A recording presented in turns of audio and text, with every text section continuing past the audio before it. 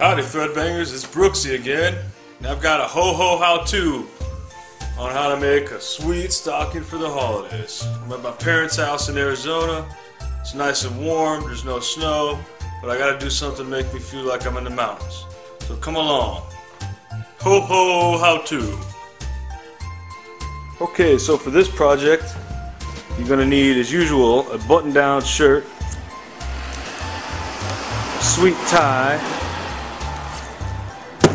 hot glue gun, and some kind of liner fabric. This is a nice starchy canvas which is going to work perfect, and oh yeah, sewing machine with some sweet stickers on it.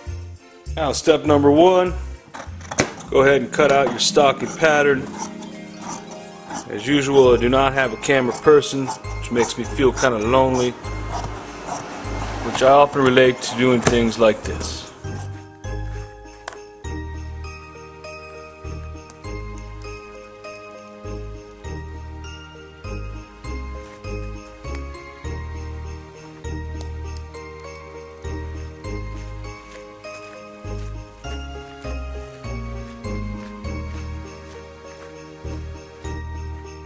Alright, as such. Of course I have not pressed it yet because I'm lazy. I'll do that at the end. Alright, now that you've determined that your supporting fabric is large enough to cover the pattern of the stocking, hem the very top line of the supporting fabric about a ½ inch down, and then sew it wrong sides together along this seam in the shirt. Boring. Okay, one more time to clarify. This is the inside of the back of the stocking.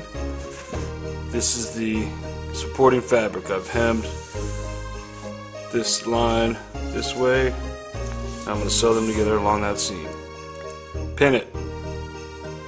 Pinned.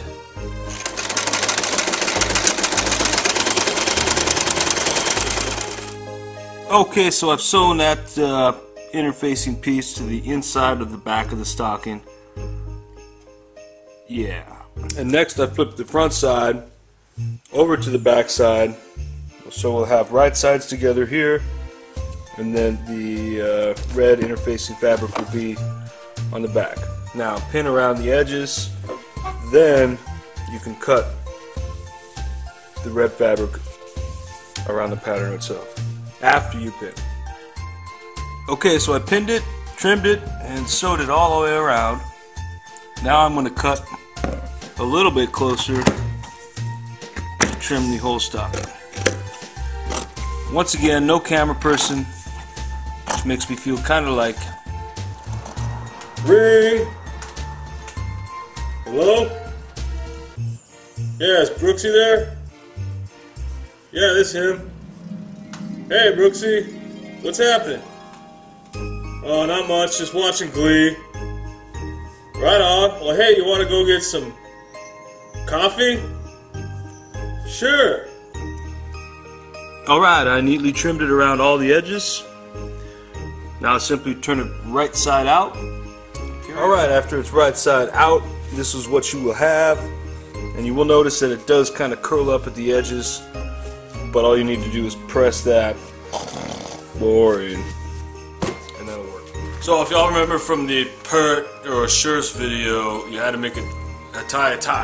And I told you to have someone else teach you how to do it, but this time I'm going to show you how to do it, okay? So for the stocking, we need about this much length. I'm going to add about 5 inches. Keep my finger there. Left side, big side goes around your left shoulder, little side around your right, across the big side over, under through your elbow, all the way around, up through the V. Oh, it's pulling on my beard, it hurts, ow. And then down. Pull it apart like that, pull the back side up. Alright, so what I did is put the tie under the collar, set it down, tighten it up to the neck there. This is a great shirt because it's got the buttons there. If it doesn't have the buttons, just go ahead and hot glue that down. Also, what you're going to have down here is a little extra. Just feel free to go ahead and chop that off.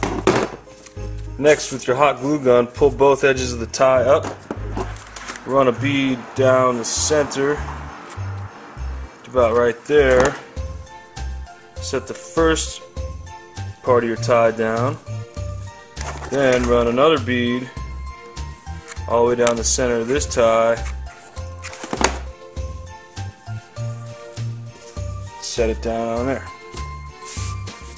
and basically that's it.